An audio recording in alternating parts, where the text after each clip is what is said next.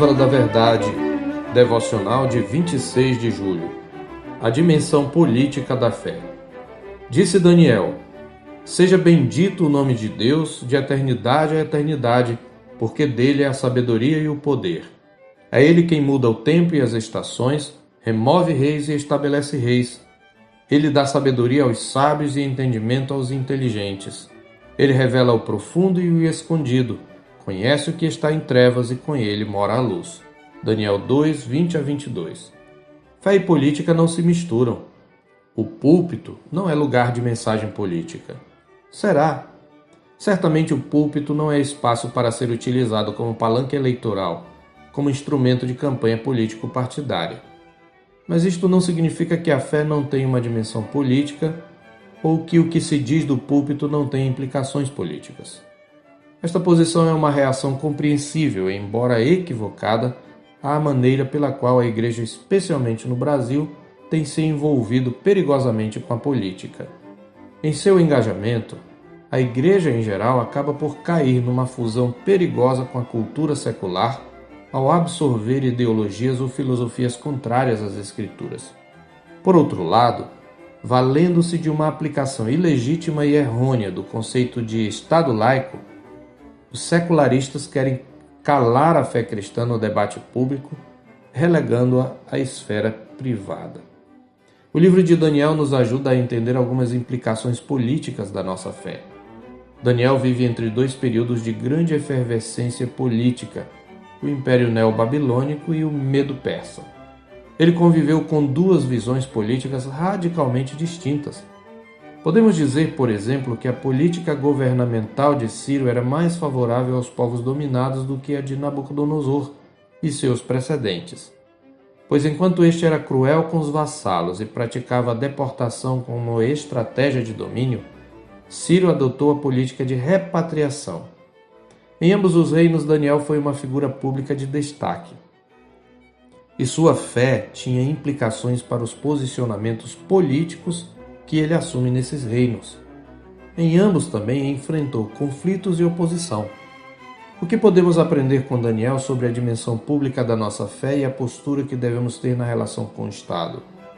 Podemos refletir sobre isto a partir dessa oração em que ele louva ao Senhor por lhe ter revelado o sonho de Nabucodonosor e seu significado, e mais ainda, porque lhe foi revelado o triunfo final do reino de Deus sobre os reinos do mundo. A oração de Daniel não é apenas fervorosa, ela é teologicamente precisa e simetricamente organizada.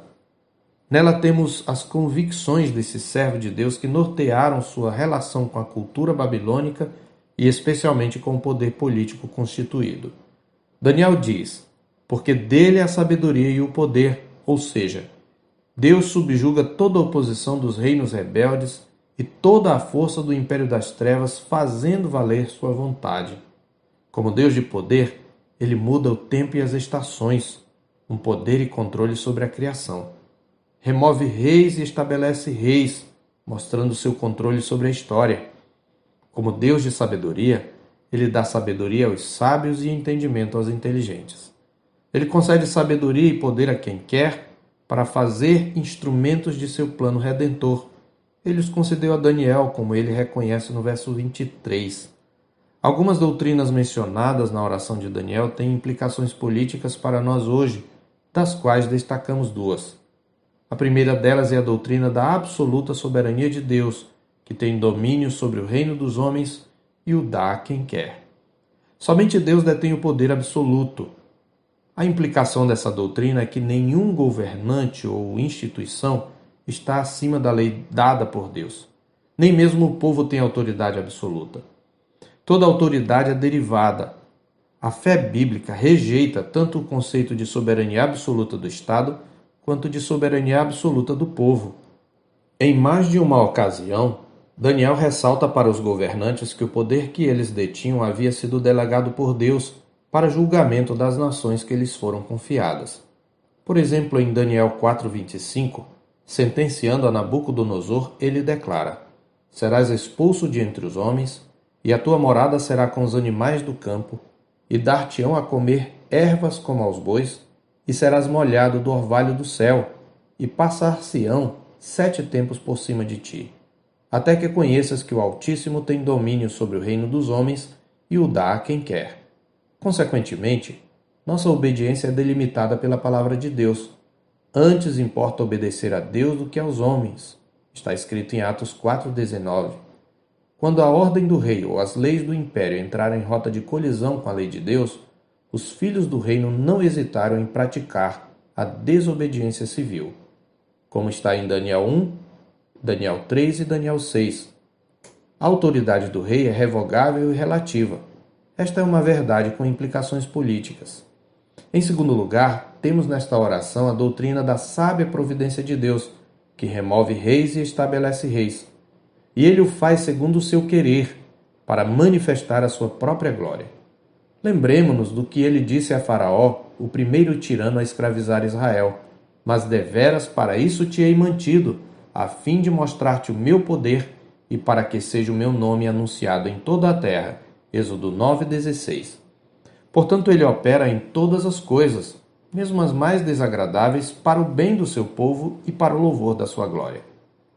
Isto implica que, por mais que nos envolvamos nas lutas de caráter político, devemos admitir que o Senhor às vezes levanta governos tiranos para nos disciplinar, como aconteceu com Israel. Da mesma sorte, ele livra da opressão, utilizando-se de governantes que tratam seu povo com humanidade, como foi o caso de Ciro, a quem o Senhor chamou de meu pastor e meu ungido, em Isaías 44, 28 e 45, 1. A declaração, no entanto, não era um elogio ao caráter ou à piedade de Ciro, nem adesismo político, muito menos tensionava exaltar o Império Medo-Persa. Pois na profecia o Senhor ressalta a ignorância espiritual de Ciro e declara por amor de quem Deus o levantara e de quem era a glória de suas vitórias. Por amor do meu servo Jacó e de Israel, meu escolhido, eu te chamei pelo teu nome e te pus o sobrenome, ainda que não me conheces. Eu sou o Senhor e não há outro. Além de mim não há Deus. Eu te cingirei, ainda que não me conheces, para que se saiba até o nascente do sol e até ao poente, que além de mim não há outro. Eu sou o Senhor e não há outro. Eu formo a luz e crio as trevas. Faço a paz e crio o mal. Eu, o Senhor, faço todas estas coisas. Isaías 45, de 4 a 7. Sem dúvida devemos lutar com todas as forças, enquanto temos a lei a nosso favor, para evitar o avanço do domínio opressor e totalitário de um Estado pagão. Não devemos calar a boca na denúncia do pecado. Ainda assim, é possível que faça parte dos planos de Deus que a nossa geração ou a dos nossos filhos passe por perseguição. E o que nos restará é ter a confiança e a tranquilidade de consciência de que transmitimos para eles os valores da fé que uma vez por todas nos foi entregue. Você está preparando seus filhos para esse desafio? E se por outro lado, da parte do Senhor, vierem tempos de refrigério, devemos nos alegrar tão somente no Senhor, que em sua providência nos proporciona tempos de alívio, ao mesmo tempo em que reconhecemos que toda bonança, assim como toda provação, é temporária, pois tudo tem o seu tempo determinado e há tempo para todo o propósito debaixo do sol, como está escrito em Eclesiastes 3:1. Como observamos no início, o sonho de Nabucodonosor foi uma revelação do triunfo do reino de Deus sobre os reinos do mundo. Sabemos que em Cristo o reino de Deus já invadiu a história. Em sua morte e ressurreição, ele inaugurou o reino de Deus que já está presente no mundo e cujo poder já está sendo exercido, sobretudo através do avanço do Evangelho. Na consumação, o crescimento e prevalecimento do reino serão visíveis a todos na segunda vinda de Cristo. Como está escrito em 1 Coríntios 15, 24. E então virá o fim, quando ele entregar o reino ao Deus e Pai, quando houver destruído todo o principado, bem como toda a potestade e poder. Precisamos aprender a descansar em Cristo, mesmo em tempos de oposição.